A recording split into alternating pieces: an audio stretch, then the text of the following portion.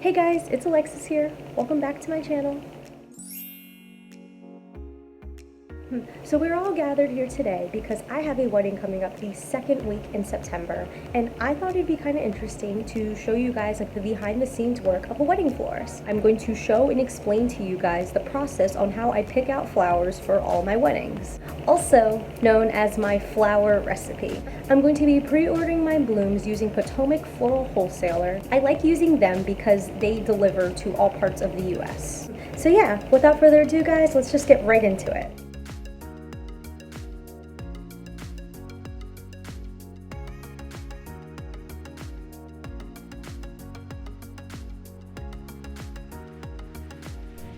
Hey guys, so to get this process started, what we're going to do first is print out and review our client's contract.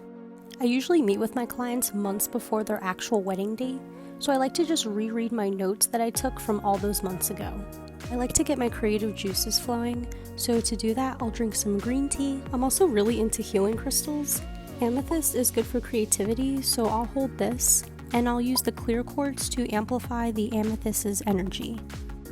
When rereading the contract, I just like to highlight key information, like the colors we talked about, or the types of flowers we're going to use. My client is doing terracotta colored bridesmaids dresses. So we're gonna kind of stick with that color scheme, and I'm gonna do oranges with like some burgundies and some pops of yellows. So once I have a good understanding as to what I think she wants, then I start doing my research. The first thing I go do is hop on Pinterest. That is like my go-to spot. Any of you future brides looking for wedding flower inspiration? I have an entire Pinterest dedicated to wedding flowers, and they're all separated by color, so I highly recommend you go check that out. I always like to see what flowers are in season during that time. Whatever is in season at that time is what is going to be in the bouquet primarily, because that is what I can get in bulk for the cheapest.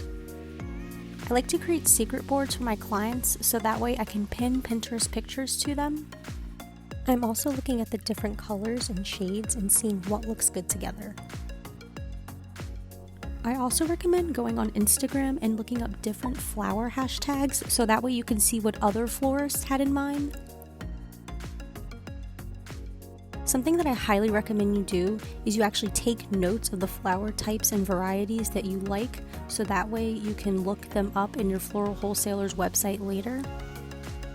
Something that I do that is really helpful is that I Google image the flowers individually, and I make like a bouquet collage on Word with all the different types of flower varieties that I found that I think will look good together in a bouquet. I feel like this really helps me because it allows me to put together the bouquet virtually before I go and I buy any flowers.